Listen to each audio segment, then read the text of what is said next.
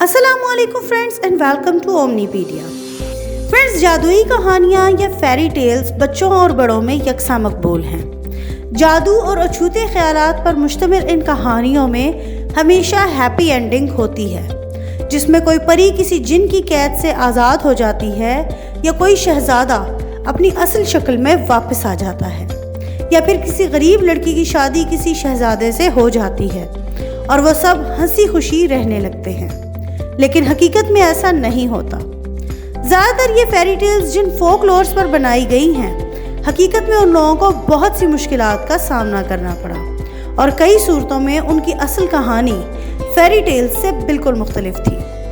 آج میں آپ کو ایک ایسی ہی فیری ٹیل کے بارے میں بتاؤں گی جس کے کردار حقیقی زندگی میں بہت مختلف زندگی گزار رہے تھے، اس کہانی سے کہیں مختلف۔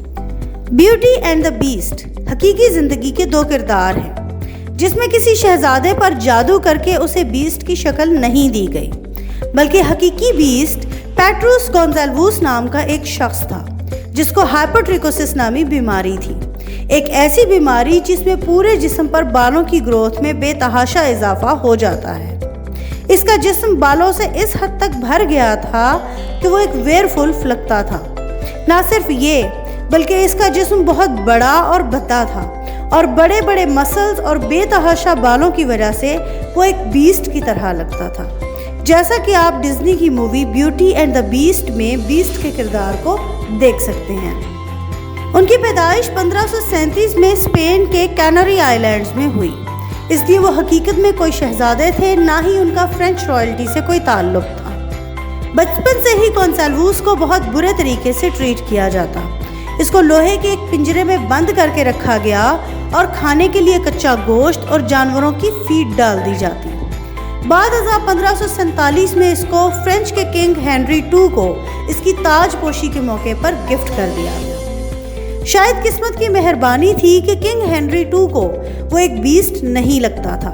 انہوں نے گونزالوس کو آئرن کیج سے باہر نکلوا دیا اور اس کو تعلیم دلانے اور جنٹل مین بنانے کی کوشش کرنے کا سوچا۔ کنگ ہنری II نے گونزالوس کو اس کے نام سے بلانا شروع کیا۔ وہ اس وقت کافی کم عمر تھا۔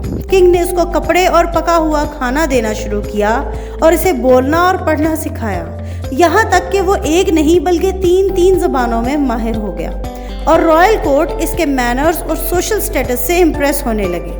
لیکن کچھ لوگوں کے لیے وہ ابھی بھی ایک انسان نہیں تھا۔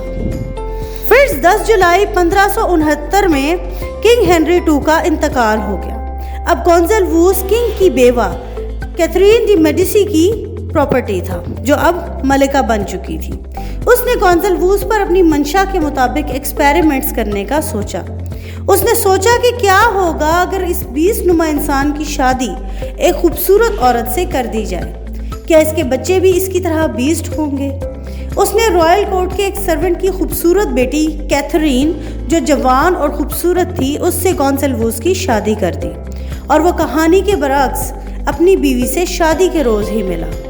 ان دونوں کے کل 7 بچے ہوئے، جن میں سے 4 کو اپنے باپ جیسا حلیہ ورثے میں ملا۔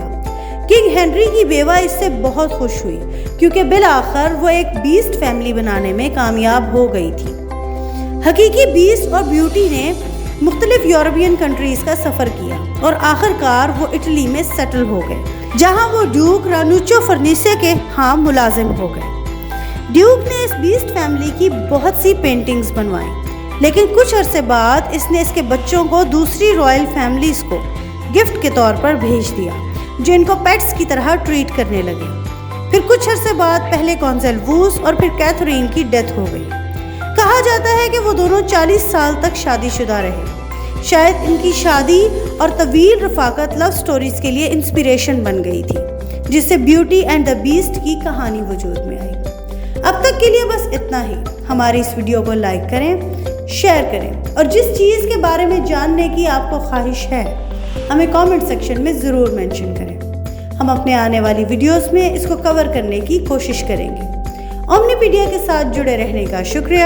اللہ حافظ۔